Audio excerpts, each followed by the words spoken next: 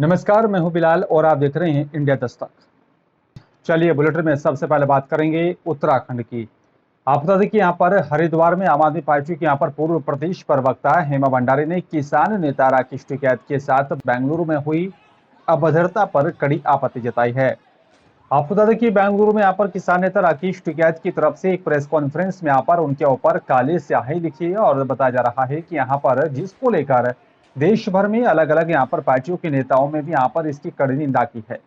और वहीं आम आदमी पार्टी की यहाँ पर पूर्व प्रदेश प्रवक्ता हेमा भंडारी ने बेंगलुरु की बीजेपी सरकार पर आरोप लगाते हुए कहा कि बेंगलुरु की बीजेपी सरकार को किसान नेता राकेश टिकैत की सुरक्षा को बढ़ाना चाहिए था, क्योंकि वो लोकप्रिय नेता हैं। उन्होंने किसानों की 3 कानूनों को लेकर आंदोलन कर रहे थे और बताया जा रहा है कि जिन्होंने यहाँ पर इस तरीके की हरकत करी है, सरकार उनको कड़ी से कड़ी सजा देने का काम करे। और राकेश टिकैत जिस तरह से किसानों के एक बड़े नेता हैं और उन्होंने जो केंद्र सरकार के 3 काले कानून, कृषि कानून के खिलाफ न सिर्फ आंदोलन किया बल्कि सरकार को तीनों काले कानून को वापस लेने के लिए मजबूर होना पड़ा। तो ऐसे में उनकी बढ़ती लोकप्रियता को देखते हुए कर्नाटक की बीजेपी सरकार को उनकी सुरक्षा मुहैया करानी चाहिए थी, जिस पर वर्तमान भाजपा सरकार विफल साबित हुई। आम आदमी पार्टी इसका घोर निंदा करती है और साथ ही साथ जो हमले में दोषी व्यक्ति हैं उनके खिलाफ कठोर से कठोर कार्रवाई करने की मांग करती है। और बीजेपी से पिछड़ा आयोग की अध्यक्ष और साथ ही हरिद्वार की पूर्व जिला अध्यक्ष कल्पना जो है सैनी को राज्यसभा का प्रत्याशी घोषित किया गया है। और उन्हें प्रत्याशी घोषित होने के बाद से ही उन्हें बधाई देने वालों का भी तांता लगा हुआ था। बताया जा रहा है कि हरिद्वार जिले में यहाँ पर सैनी समाज को एक बड़ा तोहफा बीजेपी की ओर से दिया जा रहा है।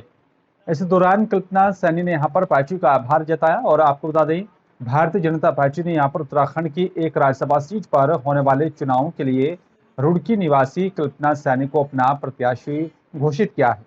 कल्पना सैनी पूर्व गांधीशील पेंटर कॉलेज में यहाँ पर पूर्व प्रधानाचार्य भी रही हैं और उसके साथ ही बीजेपी हरिद्वार की पूर्व जिलाध्यक्ष और साथ ही वर्तमान में उत्तराखंड पिछड़ा आयोग की अध्यक्षा हैं। उत्तराखंड बीजेपी संगठन की ओर से राष्ट्रीय नेतृत्व को भी यहाँ पर भेजे गए पैनल में शामिल 10 नामों में कल्पना सैनी का नाम शामिल था। कल्पना सैनी को राज्यसभा टिकट मिलने के बाद से उन्हें बधाई देने वालों का उनके घर पर तांता लगा रहा। मुझे तो जो मेरे यहाँ भाई बैठे भी हैं सब, और लगातार जो उत्साह भरी आवाज़ मुझे अपने संगठन के लोगों की आ रही है, बड़े कार्यकर्ताओं की भी, छोटे कार्यकर्ताओं की भी, वरिष्ठ की भी, पदाधिकारियों की भी, तो उनकी आवाज़ की वो खुशी मुझे यह एहसास करा रही है कि वो कितना गर्व महसूस कर रहे हैं और कितना विश्वास है उन्हें अपनी इस बहन पर। ये मेरे आत्मबल को बढ़ा रहा है और मुझे अंदर से इस बात के लिए दृढ़ कर रहा है कि मैं हर कीमत पर अपने प्रदेश का, अपने ज़िले का, अपने रुड़की का नाम ऊंचा करूं। लालकुआं कोतवाली के बिंदु खता क्षेत्र में जमीनी मामले को लेकर मौके पर ही पहुंचे बिंदु खता चौकी इंचार्ज मनोज कुमार और साथ ही अधिवक्ता SD जोशी के बीच विवाद खड़ा हो गया है।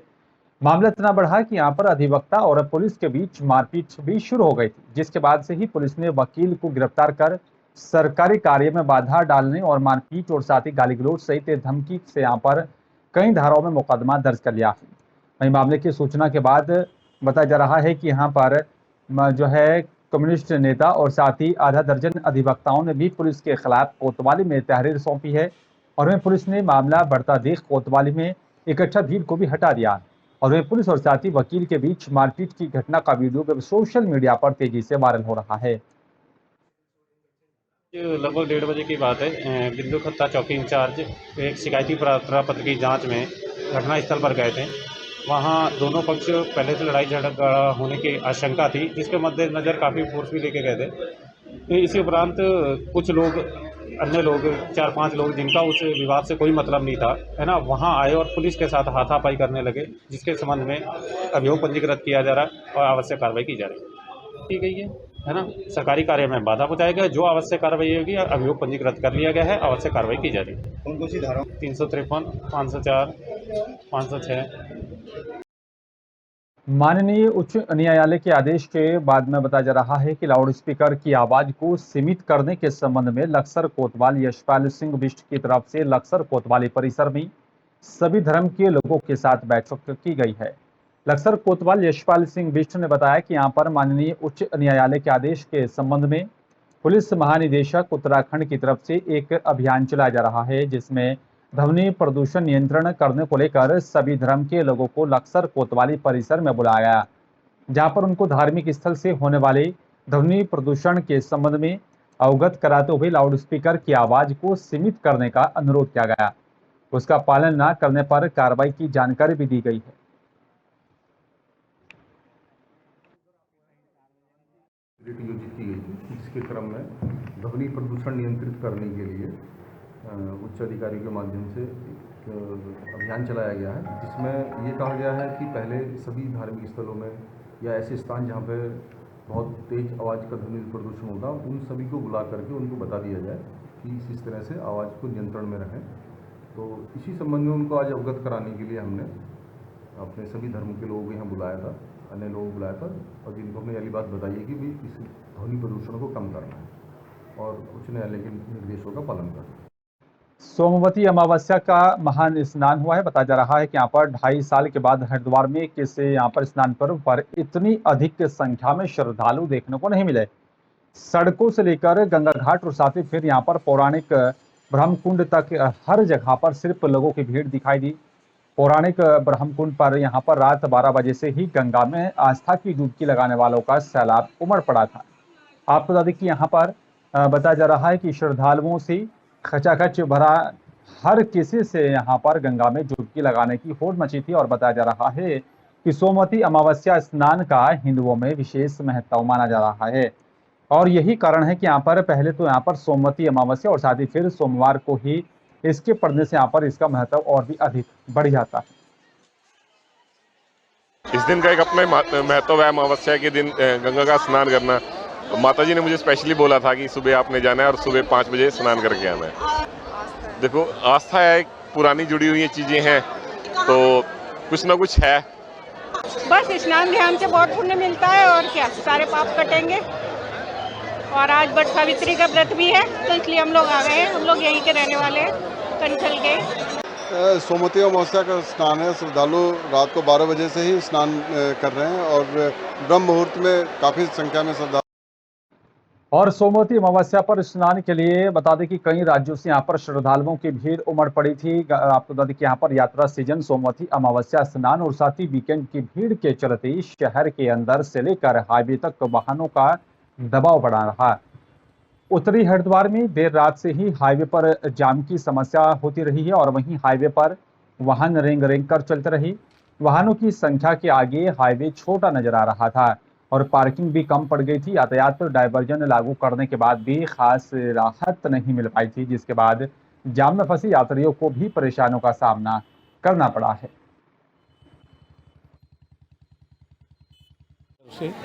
चारों धाम की यात्रा में आए थे, यात्रा पूरी हो गई है, सकुशल हो गई है, आनंदित हैं। आज 12 बरसात है, आज सोमवती अमावस्या है, स्नान हुए हैं, दान भी हुआ है, गंगा जी के तट पे हैं, आनंद है सब। नाम क्या है आपका? कमलाकांत पाठक है। नारायण नमस्कृत्यं नर चैवं नरोत्तमं देवीं सरस्वतीं व्यासो ततो जयमुदीरयेत्।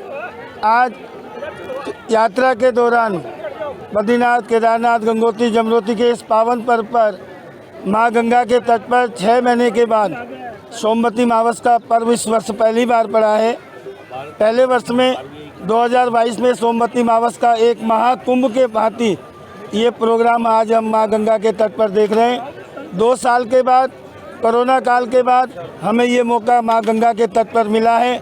बड़े भाग्य मानुष तन पावा, मनुष्य का ये भाग्य है जो आज माँ गंगा के तट पर हम सोमवती अमावस्या का पूजन कर रहे हैं। और चलिए बात अब अगली खबर की करेंगे। आप लोग देखिए, यहाँ पर जो है हिंदी पत्रकारिता दिवस के अवसर पर पूर्व केंद्रीय मंत्री doctor Ramesh Pokhriyal Nishank Haridwar press club में यहाँ पर आयोजित कार्यक्रम में पहुंचे, जहां पर उन्होंने हिंदी पत्रकारिता दिवस के अवसर पर सभी पत्रकारों को बधाई दी और कहा कि पत्रकार सरकार और साथ ही जनता के बीच सेतु का काम करते हैं, जिस भरोसे से जो है सक्रियता और सहजता से जो है कर रही हैं, उसकी आज के समय में बहुत ही आवश्यकता है। पत्रकार वर्तमान समय में यहाँ पर जिस प्रकार चुनौतियों का सामना कर इस युग को यहाँ पर आगे बढ़ा रहे हैं, ये भी काबिले तारीफ है। आज मैं पत्रकारिता दिवस के अवसर पर पूरे देश के हिंदी पत्रकार मित्रों को, चाहे वो किसी भी विधा से जुड़े हैं, सभी को मैं आज बहुत शुभकामनाएं देना चाहता हूं। मुझे इस बात की खुशी है कि हरिद्वार प्रेस क्लब हमेशा इसको एक उत्सव के रूप में मनाता है और आज ये पत्रकारिता दिवस, हिंदी पत्रकारिता दिवस के अवसर पर यहाँ प्रेस क्लब में जिस तरीके से ये आयोजन हुआ है, मैं हरिद्वार के प्रेस क्लब के अध्यक्ष जी को, उनकी पूरी टीम को और हरिद्वार के सभी अपने साथी पत्रकार मित्रों को भी बहुत सारी बधाई और शुभकामनाएं देना चाहता हूँ कि वो गंगा स्नान के लिए लाखों श्रद्धालु हरिद्वार में गंगा स्नान करने के लिए सुबह से ही घाटों पर पहुंच गए थे और बताया जा रहा है कि साथ ही यहाँ पर इन दिनों 4 धाम यात्रा भी चल रही है और इसी को लेकर हरिद्वार में लगातार श्रद्धालुओं की संख्या भी लगातार बढ़ती जा रही है। सोमवती अमावस्या स्नान पर्व पर जो है बताया जा रहा है कि काफी संख्या में श्रद्धालु वहां पर पहुंचे, जिसको लेकर सुबह से ही हरिद्वार की गंगा घाटों पर यहाँ पर श्रद्धालुओं की भीड़ देखी गई। और वहीं बताया जा रहा है कि स्नान को लेकर जिला प्रशासन ने सभी तैयारियां पूरी कर ली थी और सोमवती अमावस्या स्नान पर्व पर मेला क्षेत्र को भी यहाँ पर 5 सुपर जोन और 16 जोन और साथ ही 39 सेक्टर में बांटा गया था। विशेष बात यह है कि ये ज्येष्ठ मास में पड़ने वाली सोमवती अमावस्या का विशेष पुण्यदायी है। इस दिन शनिदेव की जयंती अर्थात उनका जन्मदिन भी पड़ रहा है, तो जिन लोगों को शनि पीड़ा है, केवल गंगा स्नान करके दान करने मात्र से शनिदेव प्रसन्न हो जाएंगे। जिन लोगों को जिन स्त्रियों को अपने पति की मंगल कामना, उनकी आयु अच्छी हो और घर में प्रेम भाव बना रहे पति पत्नी के बीच गृहस्थ धर्म के लिए, तो वो आज के दिन वट की पूजा भी करते हैं। इसलिए वट सावित्री का व्रत भी आज किया जाएगा वो, और महिलाएं उससे अपने परिवार के अंदर आनंद की पूर्ति करेंगी, आशीर्वाद लेके उनका। और से बात अब अगली खबर की करेंगे। आप तक यहाँ पर हाल ही में पला इलाके में हुई यहाँ पर स्विमिंग पूल में यहाँ पर एक अनाथ बच्चे की मौत का मामला बहुचर्चित हुआ था, लेकिन बावजूद इसके यहाँ पर फरीदाबाद में स्विमिंग पूल संचालक सभी नियमों को और ताक पर रखकर यहाँ पर काम कर रहे हैं, जिसके चलते यहाँ पर रोज हादसे हो रही हैं। लेकिन बावजूद इसके फरीदाबाद जिला प्रशासन को शायद फिर से किसी बड़े हादसे का इंतजार है। ताजा मामला फरीदाबाद के सेक्टर 12 स्थित स्विमिंग पूल का है, जहां पर एक बच्चे की जान जाते जाते बची है। बताया जा रहा है कि दूसरे बच्चे का यहां पर पैर कटने से गंभीर रूप से घायल हो गई है। वैसे हादसे के बाद बच्चों के परिजनों में भारी रोष है।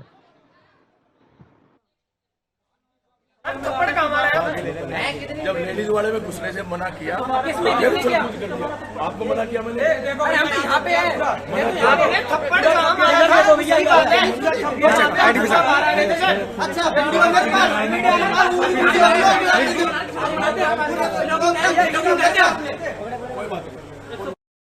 और दिल्ली से सटे फरीदाबाद में नया अलग जिला बनाए गए पलवल को भी होडन नगर परिषद के चेयरमैन सीट पर किसी भी आपराधिक छवि और साथ यहाँ पर पैराशूट कैंडिडेट को किसी भी यहाँ पर सूरत में टिकट नहीं दिया जाएगा।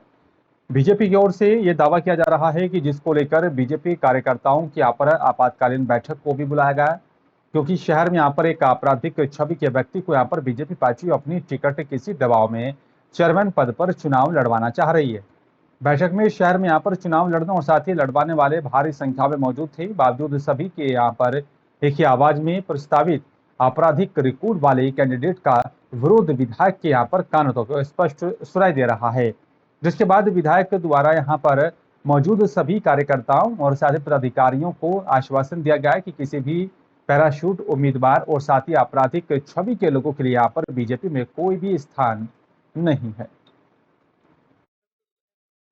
होडल में नहीं, पूरे हरियाणा में नगर परिषद के चुनाव निकट हैं। 19 जून को मतदान होना है और ऐसा अच्छा ईमानदार व्यक्ति जिसका अच्छा अनुभव रहा हो जनता से जुड़ा हुआ हो और जनता की भावनाओं का प्रतिनिधित्व करता हो, ऐसे व्यक्ति को हम चुनाव लड़ाने के लिए पार्टी की हमारी जो हाई कमान है उस तक हम अपनी बात पहुंचाएंगे और उसके लिए टिकट दिला के उसको चुनाव मैदान में उतारने का काम करेंगे। और फिलहाल इस बुलेटिन में मेरे साथ सिर्फ इतना। बाकी तमाम खबरों के लिए देखते रहिए इंडिया दस्तक। नमस्कार।